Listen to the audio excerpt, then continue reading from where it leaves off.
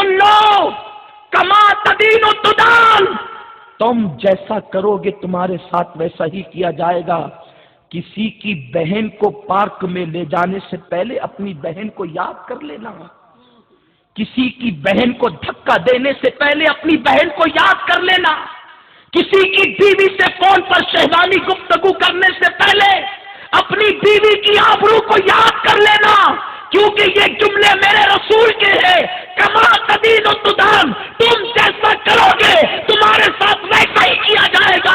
دوسرے کی بہن کے ساتھ افیئر کرنے والے، تیری بہن بھی کبھی محفوظ نہ رہے گی۔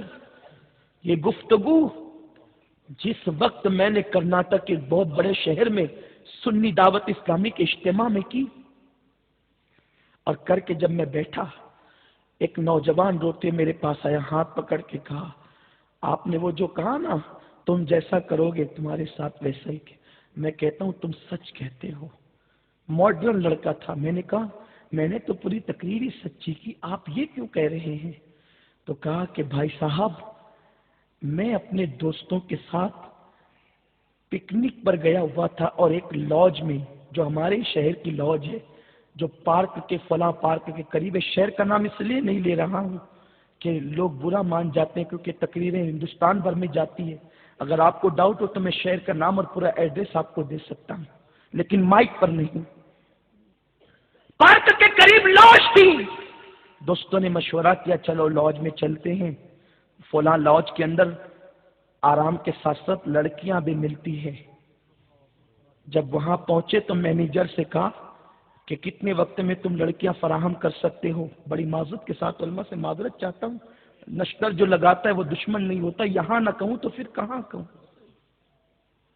یہ دستور زباں بندی ہے کیسا تیری محفل میں، یہاں تو بات کرنے کو ترستی ہے زباں میری، کچھ کہوں تو کہاں نہیں جاتا، چپ رہوں تو رہا نہیں جاتا، دل کے جذبات کہتے ہیں کہ ساری باتیں کھول کے رکھ دی جائے۔ اے میری قوم کے جوانوں، دل کے کانوں سے سنو اس جوان نے جو داستان بیان کی کہ جب ہم لاج کے مینیجر کے پاس پہنچے اور کہا جتنی جلدی ہو سکے کتنے ٹائم میں لڑکیاں منگا سکتے ہو؟ اس نے کہا پہلے فوٹو دیکھ کر پسند کر لو، پھر جتنی جلدی میں کہو گے لا دیں گے، کیونکہ آج پکنک کا مطلب شراب اور لڑکیوں کے علاوہ رہ کیا گیا ہے۔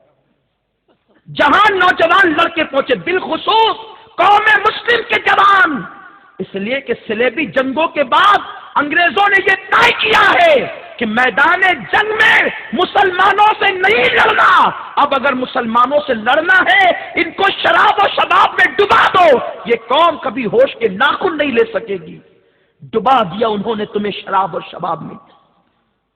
اس لاج کے مینیجر نے کہا پہلے فوٹو دیکھ کر پسند کر لو، پھر جتنی جلدی ہو سکے گی لڑکیاں فراہم کر دی جائے گی۔ وہ کہتا ہے کہ جب مینیجر نے جو ہے وہ ٹیبل پر تصویروں کو پھیلانا شروع کیا، ایک تصویر کو دیکھ کر میرے پیروں کے نیچے سے زمین کھسک گئی۔ میں نے کہا وہ کیا تھا؟ کہا کہ ان تصویروں میں میری اپنی بہن کی تصویر بھی تھی۔ اے میری قوم کے جوانوں، آج بچیوں کی آبرو لٹ رہی ہے، مسلم بچیوں کی عزت بکریوں سے زیادہ سستی کر دی گئی ہے۔ مشرکین کا تو پلان ہے تنظیم کا، اس تنظیم کا نام بھی کیا لوں کہ مسلم بچیوں کے پیٹ میں غیر مسلم لڑکوں کے حرام بچے پلنے چاہیے۔ باضابطہ طور پر وہ اپنی قوم کے لڑکوں کو اسکول اور کالجز میں اس لیے بھیجتے ہیں تاکہ تمہاری بیٹیوں کے پیٹ میں ان کے بچے پلے۔ اور آج مسلم باپ اتنا بے غیرت ہو چکا ہے، بیٹی بے پردہ جائے، دوپٹے کو مفلر بنا لے، باپ کو کوئی فکر نہیں، بیٹی کی ڈگری سے مطلب ہے، لعنت ایسی ڈگری پر جو عزت کو فراخت کرنے کے بعد ملتی ہے۔